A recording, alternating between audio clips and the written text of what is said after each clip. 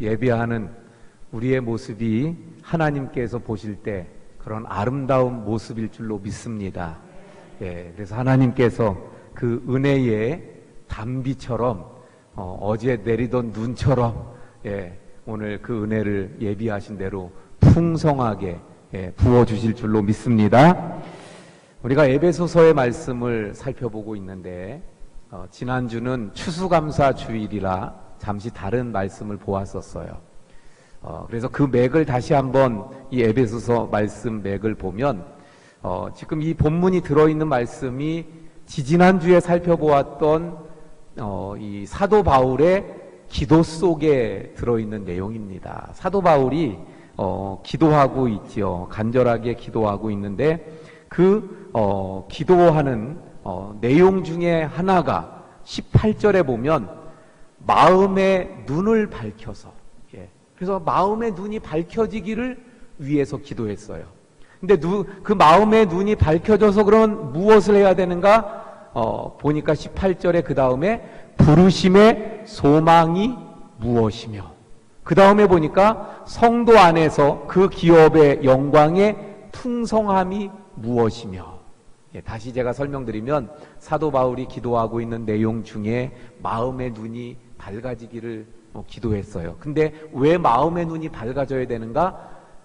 성도의 그 부르심의 소망, 나를 하나님이 부르신 그 부르심의 소망이 무엇인지를 이 마음의 눈이 밝아야 보기 때문에. 또 한 가지는 뭐라고요? 기업의 영광의 그 풍성함이 무엇인지를, 우리가 사실은 하나님의 기업인데 그래서 우리에게 하나님이 주실 기업으로 삼으신 그 우리를 향한 하나님의 주시는 그 풍성한 그 영광, 그것이 무엇인지 그걸 볼 수 있도록 마음의 눈을 밝혀달라고. 그리고 이제 오늘 말씀이 이어지잖아요. 19절에서 그래서 뭐라고 말씀합니까? 세 번째예요. 그 마음의 눈이 밝혀져서 봐야 될 것 세 번째인데 그게 뭐라 그랬어요? 그의 힘의 위력으로 역사하심을 따라 믿는 우리에게 베푸신 능력의 지극히 크심이 어떠한 것을 너희로 알게 하시기를. 그래서 이제 기도한다. 구하노라. 좀 19절이 좀 어렵죠? 어려워요. 다시 정리하면 마음의 눈이 밝혀져서 세 가지를 알기를 구한 거예요. 첫 번째는 부르심의 소망, 두 번째는 기업의 영광이 풍성한 것. 그리고 이제 오늘 본문입니다. 오늘인데 그의 힘의 위력으로 역사하시는 그 능력이 우리에게 베푸신 능력이에요. 그것이 얼마나 크고 어떠한 것을 알기를 기도하고 있는 거예요. 그래도 어렵습니까? 그래서 다시 말씀드리면 이제 오늘 본문에서 말씀하는 것은 사도 바울이 기도하는 것, 그 세 번째로 볼 수 있는데 그것이 무엇이라고요? 우리에게 베풀어진 하나님의 능력이 있는데 그걸 우리가 알기를 기도하고 있다는 거예요. 그러면 그 능력들이 어떠한 것인가가 20절부터의 그 말씀 속에서 나오는데, 먼저 20절부터의 말씀은 크게 세 가지를 또 말씀하고 있어요. 그 세 가지가 무엇인가 하면 하나님 아버지의 능력으로, 그래서 20절에 그의 능력이랬잖아요. 그 하나님 아버지의 능력이 그리스도 안에 역사하셔서 죽었던 그 예수님을 어떻게 했어요? 살리셨어요.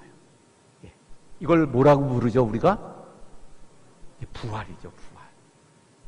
그래서 첫 번째는 그 죽으셨던 예수님, 하나님의 능력이 예수님에게 부어지니까 죽으셨던 십자가에서 힘없이 로마 병정들에게 조롱을 받으면서 멸시를 받으면서 십자가에서 힘없이 죽으셨던 그 예수님이 다시 살아나시는 부활, 다시 살리셨어요.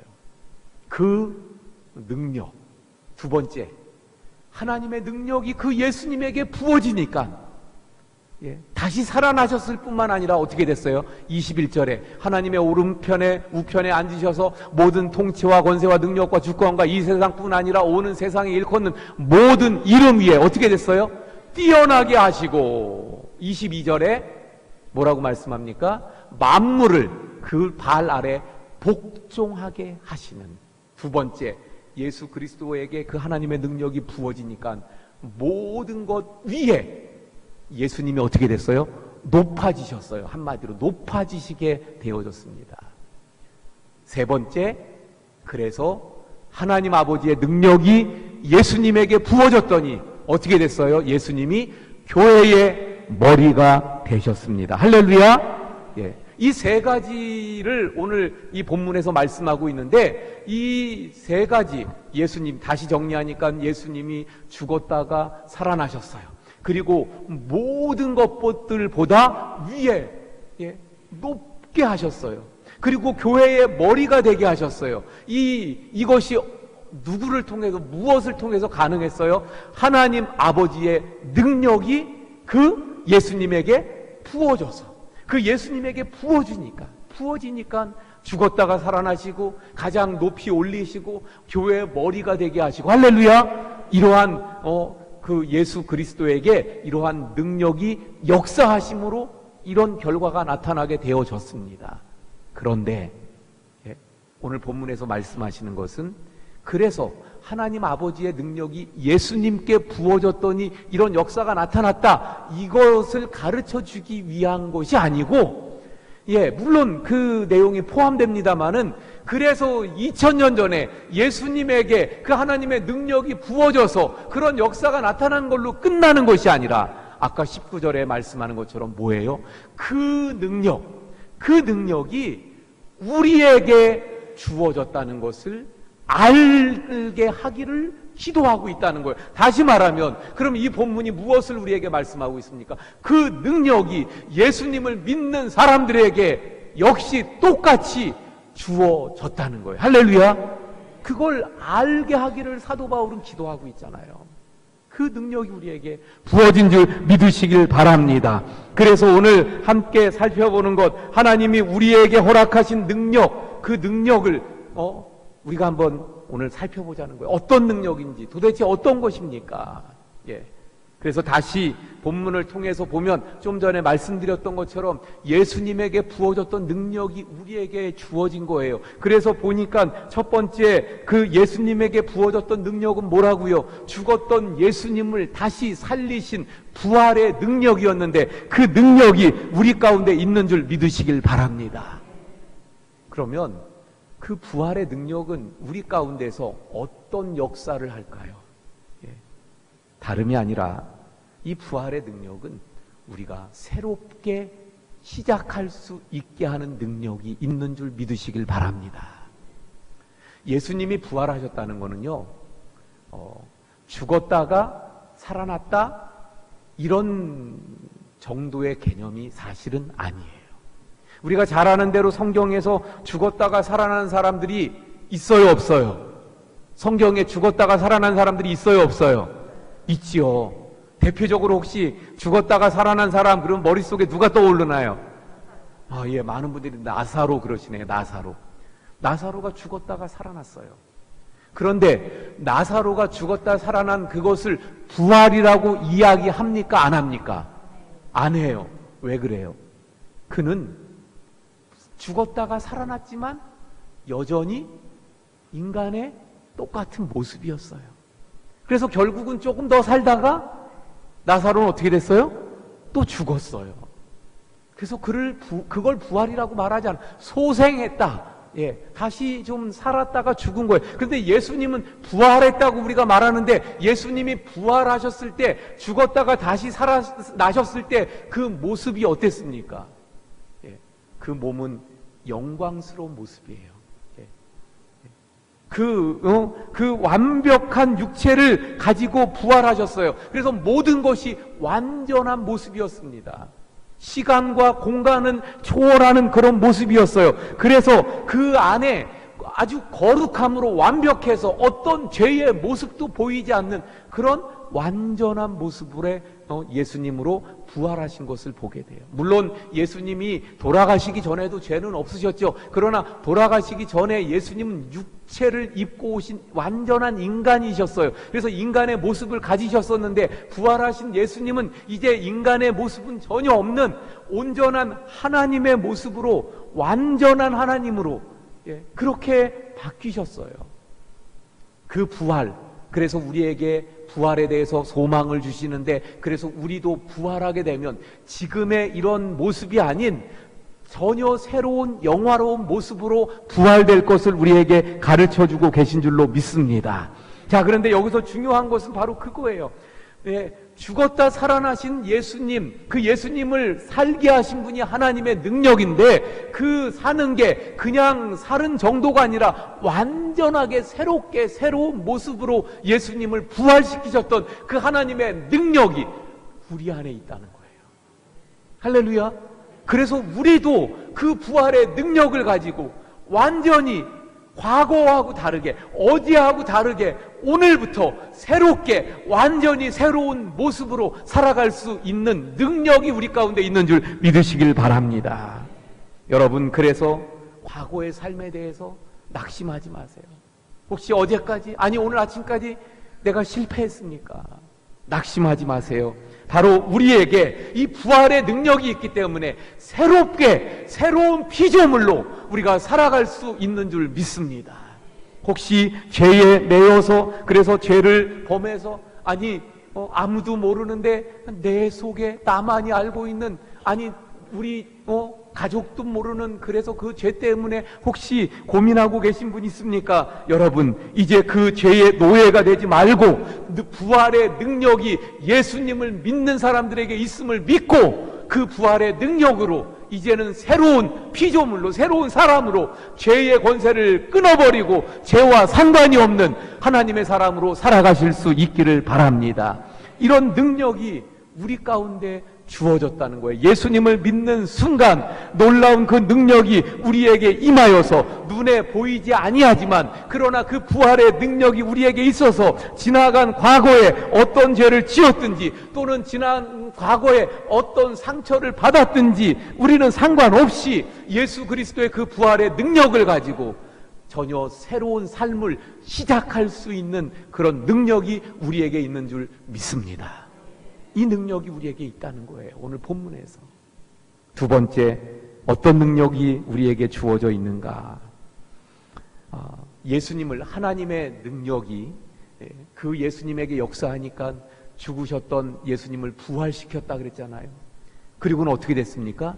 부활하신 그 예수님이 하나님 보좌 우편에 앉으시고 21절에 뭐라고 말씀합니까? 모든 통치와 권세와 능력과 주권과 이 세상뿐 아니라 오는 세상에 일컫는 모든 이름 위에 뛰어나게 하시고, 그리고 그 아래 복종케 하셨다 그랬는데, 여기 21절의 말씀을 보면 좀 어려운 단어들이 나오잖아요. 모든 통치와 권세와 능력과 주권, 이게 도대체 어떤 의미들, 어떤 말들일까요? 이것은 영적인 세계, 영적인 세계에 있는 그런 존재들 또는 영적 계급, 이러한 것들을 뜻하는 거예요. 그래서 우리가 잘 아는 대로 이제 이 에베소서 뒤에 가서 우리가 살펴보게 되겠지만, 저 뒤에 6장에 가서 전신갑주, 우리의 싸움은 영적 전쟁이다, 영적인 싸움이다, 이런 거 말씀하실 때 거기 말씀해 보면 12절에 우리의 씨름은 혈과 육에 대한 그 상대하는 것이 아니요 통치자들과 권세들과 이 어둠의 세상 주관자들과 하늘에 있는 악한 영들과의 싸움이라고 말씀합니다. 역시 거기서도 통치자들, 권세들, 악한 영, 어둠의 세력들, 이 세상 주관자. 근데 여기서도 뭐라고 말씀해요? 통치와 권세와 능력과 주권, 결국은 영적 계급, 영적인 존재들을 말하는 거예요. 그 모든 영적인 존재들이 어떻게 됐어요? 21절에 그 모든 그런 권세들 뿐만 아니라 세상에 일컫는 모든 이름 위에 뛰어나게 하시고, 22절에 봅니다. 뛰어나게 하시고 그 또 만물을 그 발 아래 복종하게 하시고. 결국은 이것은 무엇을 말하냐면, 다시 제가 정리하면 결론적으로 하나님의 능력이 예수님에게 부어지니까, 예, 모든 영적인 싸움에서, 영적인 존재들과의 관계 속에서 예수님이 아래 있어요, 위에 있어요? 예수님이 위에 있는 거죠. 발 아래 복종시키잖아요. 예, 모든 이름 위에 뛰어나게 하시고 그 발 아래 복종하게 하셨어요. 다시 말하면 하나님의 능력이 부어지니까 영적인 전쟁에서 승리하고 이기고, 그리고 높아지신 예수님인 줄 믿으시길 바랍니다. 우리는 이 세상에 보이는 것만 생각해요. 그래서 세상이 보이는 세상만 있는 줄 압니다. 하지만 교회를 다니면서 진짜 믿음이 생기고 신앙이 생기면, 그래서 기도하다 보면 그러면 영적인 눈이 떠지면 뭐가 보여요? 예, 영적인 세계가 있음이 보여지는 거예요. 그래서 아까 18절에 지난번에 나온 말씀, 마음의 눈을 밝혀주시고, 예, 그 지혜와 계시의 그 영을 허락하셔서, 그렇게 지혜와 계시의 영이 우리에게 주어지고 마음의 그 눈이 밝혀지게 되면 이런 영적인 세계가 보여지게 되더라 하는 것입니다. 그래서 이 영적인 세계를 보게 될 때, 영적인 세계 속에서는 계속해서 치열한 영적 전쟁이 일어나고 있구나 하는 것을 깨닫게 되는 거예요. 그래서 늘 말씀드리잖아요. 우리 믿는 사람들은 어떤 삶을 사는 거라고요? 영적 전쟁의 삶을 사는 거예요. 할렐루야! 영적 전쟁이에요, 영적 전쟁. 예. 우리 가운데 일어나는 일들이 다 우연이라고 생각하고 넘어가기 쉬운데 사실은 아닙니다. 하나님께서 우리를 붙드시고, 하나님께서 우리를 인도하시고 지키시고, 또는 사탄이 우리를 유혹하고 우리를 넘어뜨리려고 하고 사탄이 어떻게든 끌고 가려고 하고, 이런 영적 전쟁 속에서 일어나는 일들이 우리의 삶에 있는 거예요. 그것이 우리는 잘 모르는 영적인 이 마음의 눈이 밝혀지지 못한 사람들은 우연이라고 생각합니다. 하지만 영적인 눈이 떠지면 이것이 영적인 전쟁인 것이 보여지게 되는 거예요. 다니엘서 10장에 보면 놀라운 말씀이 있어요. 이런 말씀이 나옵니다. 다니엘이 너무 고통스러워요. 그래서 하나님 앞에 기도합니다. 그 기도를 하나님이 들으셨어요.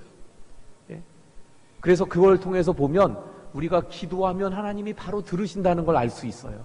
다니엘이 고통스러워서 하나님 앞에 기도했더니 하나님이 하늘에서 들으셨어요. 그리고는 응답을 천사에게 명령합니다. 야, 다니엘에게 빨리 가라. 그리고선 응답을 다니엘에게 천사에게 주어요. 그 천사가 그 응답을 가지고 다니엘에게 내려옵니다. 그런데 다니엘에게 이 천사가 그 응답을 바로 가지고 왔나요? 다니엘 편에서 보는데 응답이 안 와요. 그래서 다니엘이 어떻게 합니까? 금식하며 기도하는데 며칠 동안 기도했겠어요?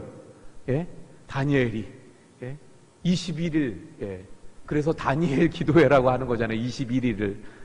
다니엘이 21일 동안 금식하며 기도했어요. 결국 그 21일 후에 이 천사가 응답을 가지고 다니엘에게 옵니다. 근데 천사가 이렇게 이야기해요. 다니엘, 당신이 기도하자마자 하나님이 나에게 응답을 주셨습니다. 그래서 내가 그 응답을 가지고 내려왔어요. 그런데 내려오다 보니까 바사국 군이 나를 막아서, 그래서 오질 못했다는 거예요. 근데 바사국 군이 막았다는 건 비유적인 표현입니다. 다시 말하면 어둠의 영들, 사탄들, 그 반대자들이 다니엘에게 하나님의 응답이 가는 것을 막는 악한 영들이 막았다는 거예요. 그래서 응답이 다니엘에게 오지 못하고 있었던 거예요. 그래서 천사가 그 악한 영들과 싸우면서 빨리 이거 다니엘에게 이 응답을 가져가야 되는데, 그런데 다니엘이 계속해서 끊임없이 하나님 앞에 기도하니까 하나님이 이번에는 미가엘 천사를 보내는 거예요. 그래서 이 천사에게 미가엘 천사가 와서 도와주고 함께 싸워줘서 결국 그 악한 영들을 물리치고 다니엘에게 이 응답을 가지고 오게 된 거예요.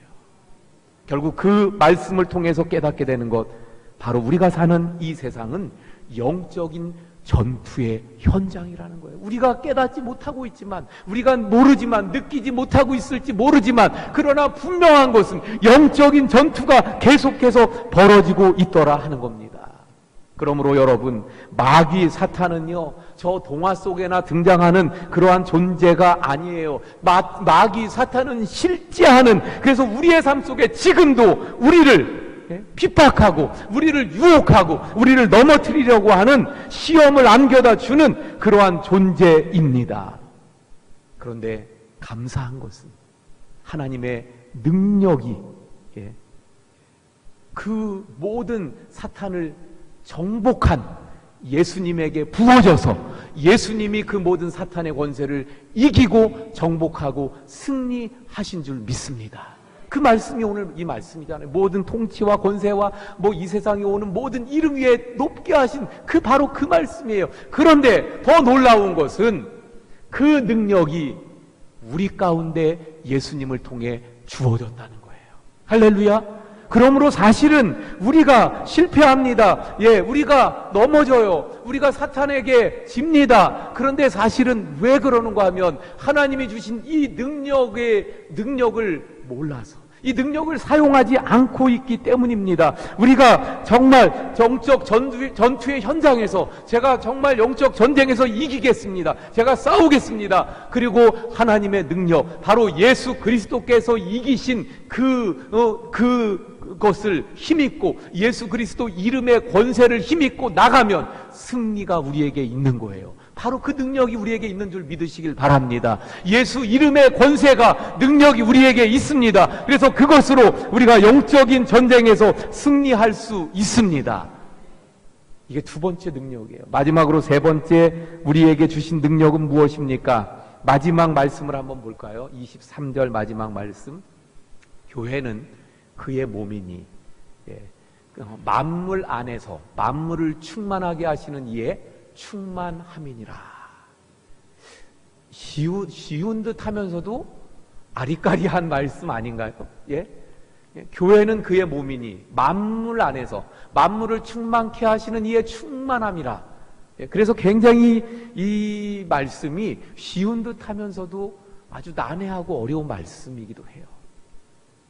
쉽게 제가 설명을 드리면 이런 이야기입니다.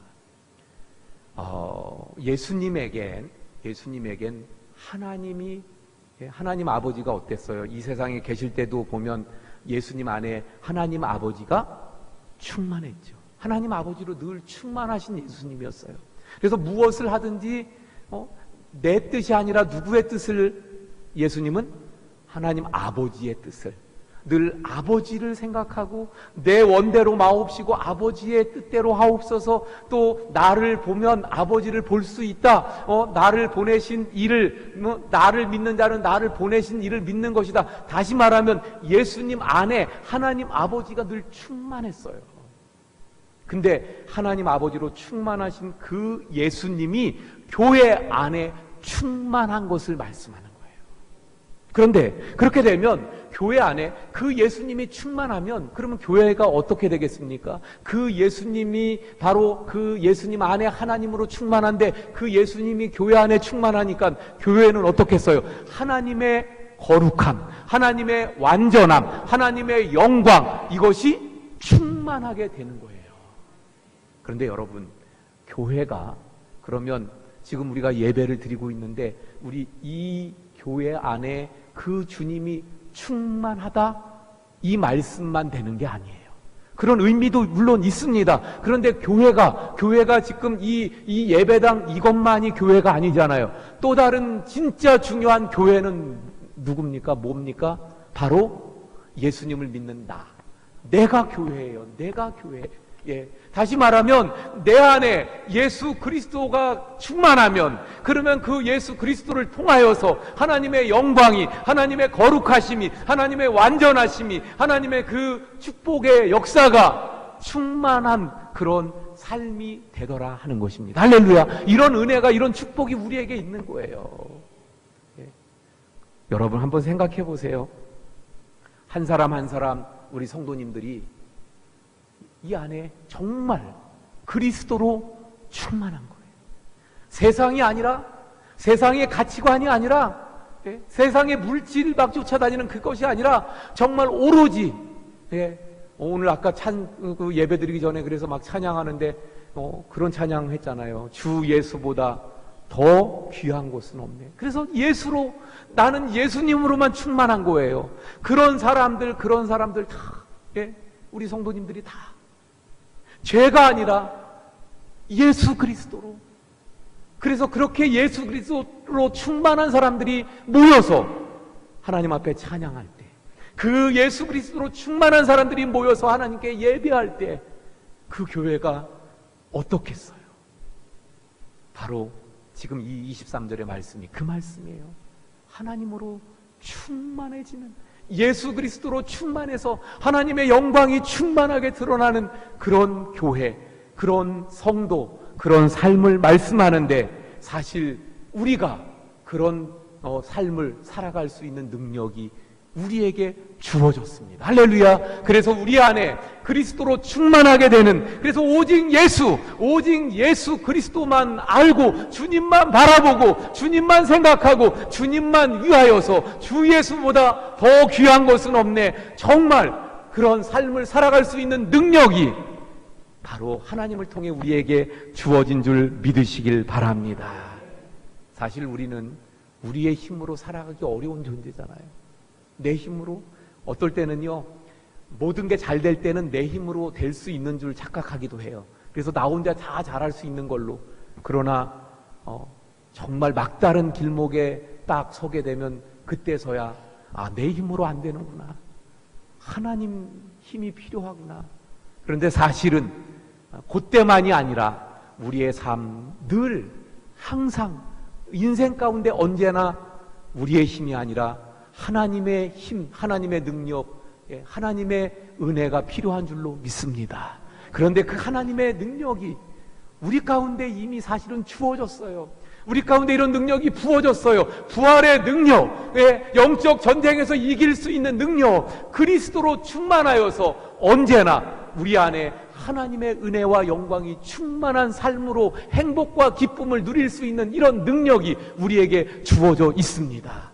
이 능력을 우리가 깊이 알고, 그래서 우리 안에 예수 그리스도를 믿음으로 주어진 그 능력을 알고 그 능력을 활용하고 그 능력을 따라서 우리 살아감으로 진정 승리하고 기쁨과 행복이 있는 이 사도 바울처럼, 그래서 할렐루야, 그 감옥 속에서도 찬양하며 감사하며 감격하고 기뻐하며 기도할 수 있는 우리 성도님들 모두가 되시기를 축원을 드립니다. 기도하시겠습니다. 하나님 감사합니다. 저희들에게 하나님의 능력을 통해